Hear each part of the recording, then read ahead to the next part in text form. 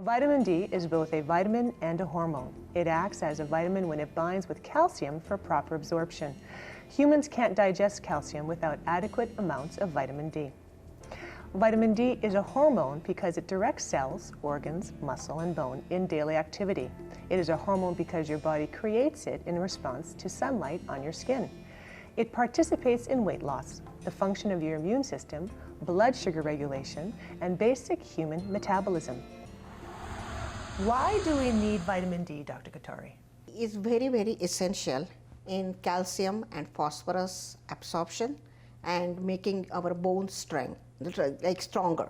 Okay. And what it aids is, it aids in when the food is absorbed, the same time the calcium and phosphorus which is in the food material, it aids it in absorption of that through the intestines into the bloodstream, and it also aids in the reabsorption of the calcium in the kidneys, from the kidneys inside, again in the bloodstream. And then that goes into the bones and it makes the bones stronger. So the bones are resistant to fractures. And that is the main reason we need vitamin D. But vitamin D, now they have found out with certain studies and all, that there is a lot of other roles of vitamin D. Because vitamin D receptors are found in body which have got a lot of role in making resistance against some kind of infectious diseases. It has got also found out that it is also useful in getting developing a resistance against certain type of cancer, like cancer prostate, cancer breast, head and neck cancer, and basal cell carcinoma of the skin. So vitamin D has got also receptors are found in the muscles, and it has got now they have found out that as we increase the vitamin D receptors, which is increased by vitamin D levels in the blood, they automatically increase the receptors, and those they make the muscles stronger, and that way our posture and our balance, it helps in that, and that's why there is decreased risk of fall. And of course that also leads to decreased risk of fracture. So vitamin D is playing a lot of important roles. Why is it harder to get vitamin D in the winter months? Because in winter months, especially in Canada, from October to March, even if it looks sunny, ultraviolet B light, which is needed for vitamin D to get it to form it by the ultraviolet light inside the epidermis of the skin layer. So that is not at all absorbed because ultraviolet B light is never available during these months, and that's why we lack. So even if we sit out in the sun, we really do not get vitamin D. And actually vitamin D in sunny months, just 20 minutes to sit in the sunlight is essential to form vitamin D. After that, it automatically shuts off. Our body shuts off the process. Does vitamin D protect against neurological diseases such as Parkinson's and Alzheimer's? Yes, the recent studies have found out that yes, vitamin D does protect against these diseases. So that is why, and they have also increased the recommendations now, because before they used to say just 400 international units to 800, and now especially for post-menopausal women, they are recommending that it is about 1,000 international unit a day. Okay, and for men?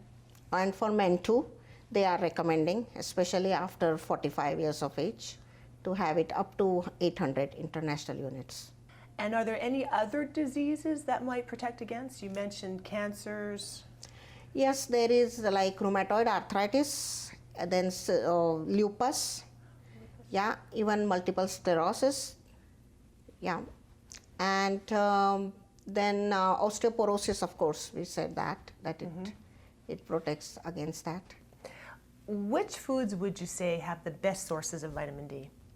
Cod liver oil, then herring, salmon, tuna, mackerel, and mushrooms, eggs, liver. So these are the ones which are rich in vitamin D. In vitamin D sources. And then nowadays some foods, they get fortified also with vitamin D, like cereals.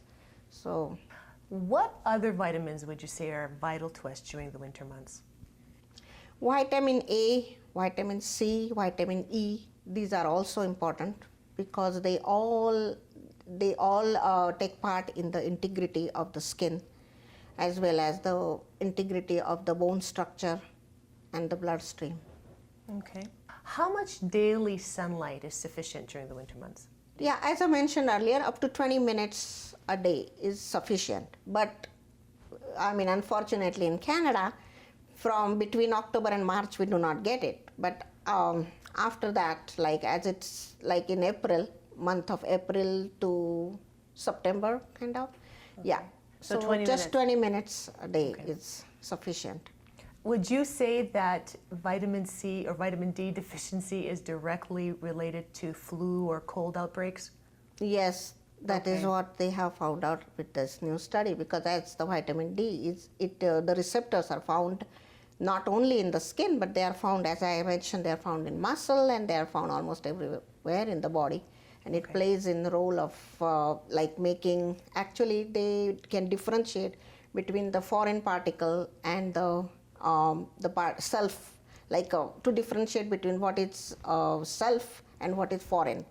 So they take part into a certain allergies response to and immune response to, and they boost up immunity. So that's why cold and flu they can fight against.